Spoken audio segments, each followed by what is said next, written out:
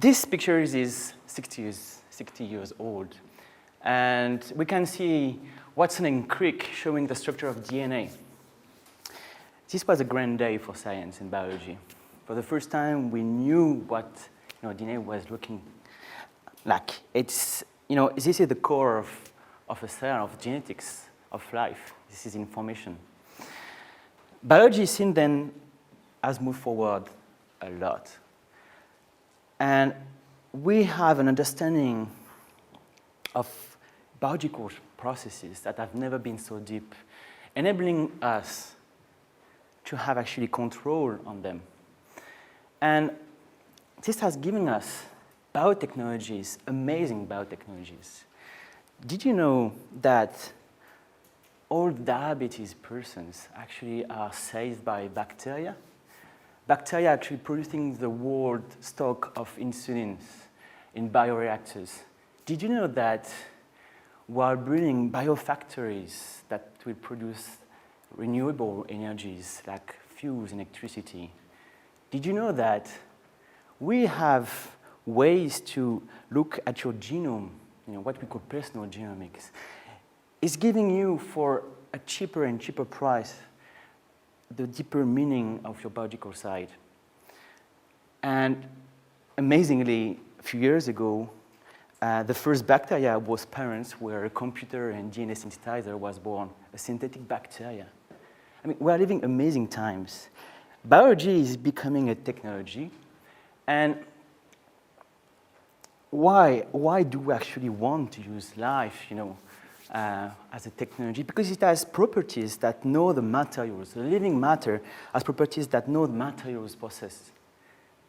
I mean, look at those properties. I mean, it just makes things much more simpler, because this is probably the best nanotechnology we have right now is using a cell, transforming it, using it. It's ways for us to save energy, to get more adapted to the environment. It's a way to actually process information we would never be able to look for, because we are dealing with microscopic matters, spaces. But for any technology, there are hackers to hack it. And you know what? Hackers have been living among us since the beginning of humanity. It's not about informatics alone. It's just people wanting to understand stuff, breaking them apart, and maybe something new with it. Everybody knows about computer hackers, informatics hackers. It has given us personal computers. It has given us amazing software, social networks. Hackers in the 20th centuries were hacking computers. But you know what? Hackers in the 21st century are actually hacking biology. And there are several reasons for that. You could say, biology isn't a bit scary, right? Well, you know what? Hackers has for core value open sharing. And that's something that biotechnology is struggling with right now. We have technologies still amazing, but that are asking questions where we don't have any answers yet. Can we actually patent life? Can we actually own stuff that nature has evolved alone? And so I say biohackers actually are turning upside down this problem and say, nature is for everybody. I can do biology anyway, And the current thinking, of biotechnology, which says biology is anyway too much complicated and too much expensive for amateurs to do fast prototyping. Well, that's wrong, And we are proving it right now. Biohacking, or garage biology, or do-it-yourself biology, whatever you like to call it, it's a global movement. Since its foundation 5 years ago in Boston, it has groups of biohackers spread around the globe. We have more than 30 groups now. The mailing list is composed of more than 3,000 people discussing practical matters about biology. It has an amazing dynamic. And you know what? Those guys, they're just not actually doing this for the fun. They're actually quite responsible. They are not the one that you expect. You could say biology is dangerous. Yes, it is. It's not like electronics. If you lose a chip, it's not going to interact with yourself or with the next computer. If you lose a bacteria or if you do something wrong, it has other implications. So knowing this, 2 years ago, groups of biohackers in Europe and in the USA gathered and they made the first code of ethics for their practices. This has no equivalent in academia. This is amazing. So I personally discovered DIYbio 3 to 4 years ago. And I mean, when I read an article about it in the press, it blew my mind. I said, I come from academia. I'm doing a PhD in synthetic biology. I've been working in many different labs. And what DIYbio was showing us was biology is belonging to anybody. You don't need to have a PhD to do your own projects in biology. Yes, that's right. I mean, and there's so much potential, So why can't we just actually give pipettes, to teenagers and see what they can do with it? Why would you wait 10 years of your life in academia to do stuff like that? So I founded La Paillasse, which means the bench in English. It has become one of the largest biohackerspaces in the world. And basically, we are open, it's a free lab. People are not paying for the structure, they're paying for their own project. It's a lab for €0. I don't know if, just a minute. Everything that is here, everything in La Paillasse, we don't pay anything. Why? Because we are in a squat, right? We don't pay rent, we don't pay electricity, we don't pay water. We got equipment for free. What, equipment for free? Well, actually, if you know that the way consumerism is affecting laboratories, you will remark very fast that you have a fast turnover of the use of equipments and a lot of pieces of equipment, of materials, are just removed, in garbages and cases, basically, because they are just obsolete.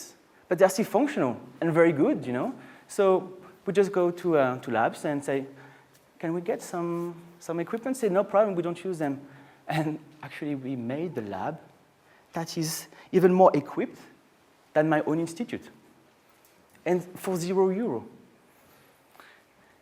Well, so that's how it looks before making the lab. So it's a bit, messy. It's a hackerspace. It's originally TMP Lab. It's a hackerspace for electronics. And they hosted us, giving us part of their space for biology. And as you can see, a long time, we got a piece of equipment and we're just building the lab in a cave, And now it looks like this, basically. It's a small lab where like 3 to 4 people can work at the same time. But it's open to anybody. We have scientists, non-scientists. We have designers, we have artists. We have engineers, we have students. Anybody can come, Probably they wouldn't dare to do anything at first, but that's all right. They can just stick around, observe, and maybe at some point they will try to do something. You could ask yourself, what kind of projects actually are they doing there? We touch about everything. Hardware, software, wetware. I'm going to show you some examples. Hardware is expensive because it's proprietary.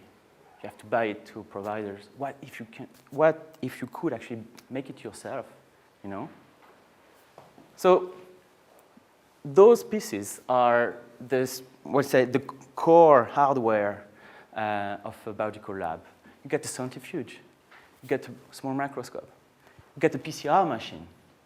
Those machines normally cost thousands of euros, but you could make them yourself, for a maximum few hundreds. I mean, this is game-changing because for the first time, anybody can access the plans, the blue plan of such machines, and they can make them with very simple components that you can find anywhere. Now you can actually breed a biolab in your garage, in your home, for almost nothing. Biology is becoming accessible finally. And what? There are even innovation. It's not only about copying machines. It's about making new ones for problems that concerns you. This is Amplino.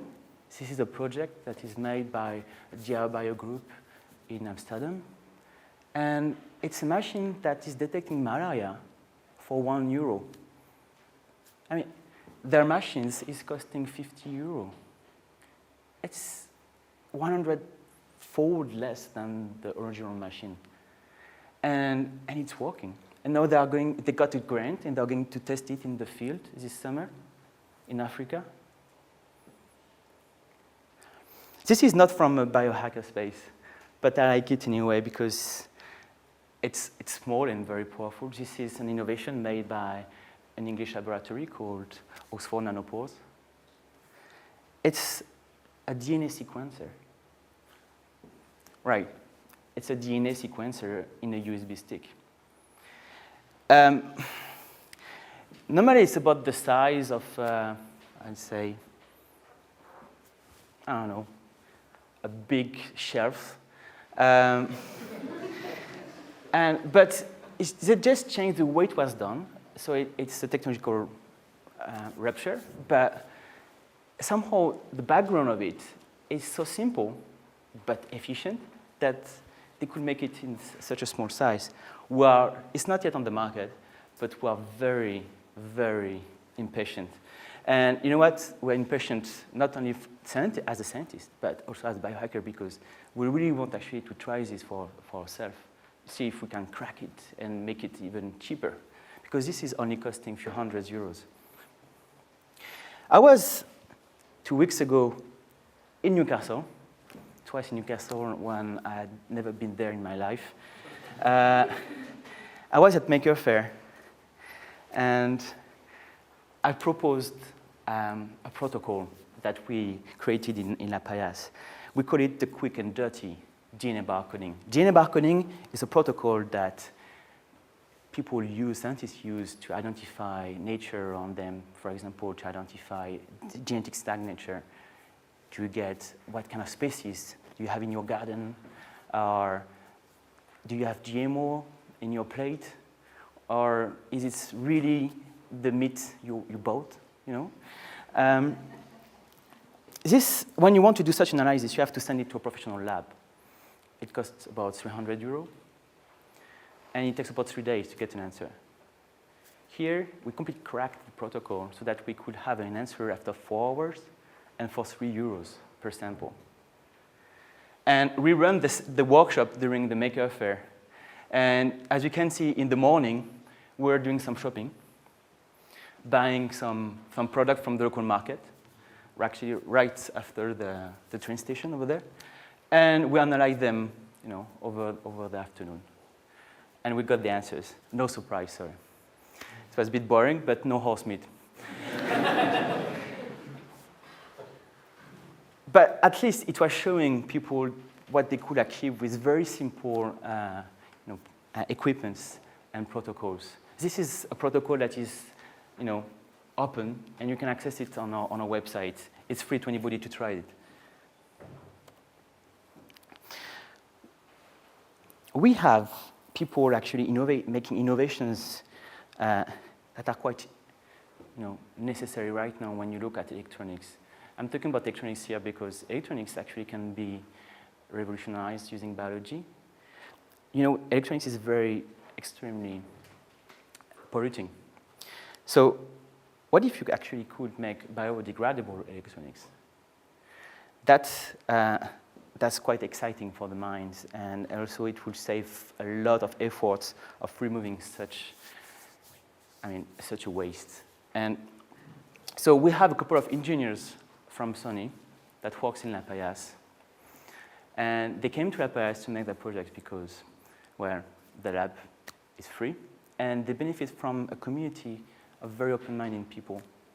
And so they are just building what could become a revolutionizing technology in a cave, and not in an R&D lab where they will pay probably millions worth of equipment. We have designers that work with biomaterials. And you know what? I'll be finishing on biomaterials because that's what is most, for me here, definitely something you have to take out as a message. Biomaterials could probably invade your life in the next years because they have, as I told you, properties that are extremely interesting. We can make objects using bacteria. You can just grow them yourself. Here, it's a way to produce cellulose using kombucha. And we made just a nice bowl. And here, it's a designer working with Fusarium, which is, well, a sort of small microorganisms that move around easily, looking for food. And he used this ability of Fusarium to draw stuff on a plate. And he's a graphic designer, so he was actually trying to use Fusarium to make a new font to write with afterwards. It's a biological font. That's my favorite project. At some point, talking with my girlfriend, which is in a design school, and she's been asked to find a new way to make pen, like the pen industry is struggling right now. And so how could we actually change? How can we actually make a new pen? I said, I don't know. And discussing with her, I said, bacteria are able to make pigments. Why? Maybe we could just make a pen that instead of having a cartridge, you have a bioreactor and the bacteria produce the pigments and you just write with it. And you conserve your pen and you care for it, you feed it, right? and well, actually, it became real. I started to work on this project. I tried to find a bacteria that could just do this. But as a synthetic biology, I said, maybe I could just engineer bacteria and make it produce the pigments I want. But if it is a GMO, right? If I genetically modified bacteria, it wouldn't be actually shareable. I couldn't actually share it with you because it wouldn't be able to get out of the lab. So I said, I need the natural bacteria. And you know what? I just found one. It's growing in South America, in the soil. And I found a lab that was actually cultivating it.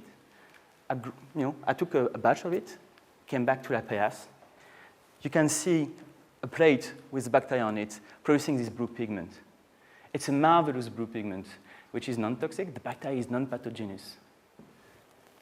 And it's so easy to use to make an ink. You won't believe it. It's like the bacteria is made for that. It's exporting, the pigments by itself, basically. He said, yeah, I don't need it, so take it, And as you can see, you can actually almost harvest it on the colonies. Then if you just purify it, dry it, you get a paste, almost pure pigment, and out of that you can make an ink. Here. This is the first time that a bioink is possible. Ink is the most expensive fluid on the planet. It's also a pollutant. People are starting to remove ink, from papers for recycling. This is just removing that kind of problems. And you can brew it yourself. And that's the whole idea. We are going to make kits for you to brew your own ink at home. And even better, this is going to be open source. Why? We could have patented it, but decided no, because we're such in an important time to make decisions about patentability of life that if nobody takes the risk of showing another way, I don't know where we will end up. So here is a bacteria to take home. Well, it's a desktop biotechnology, right? It's something that you can use on your own desktop. And this is just the beginning. We'll see even more biotechnology like this, simple, for everybody to use coming into your life.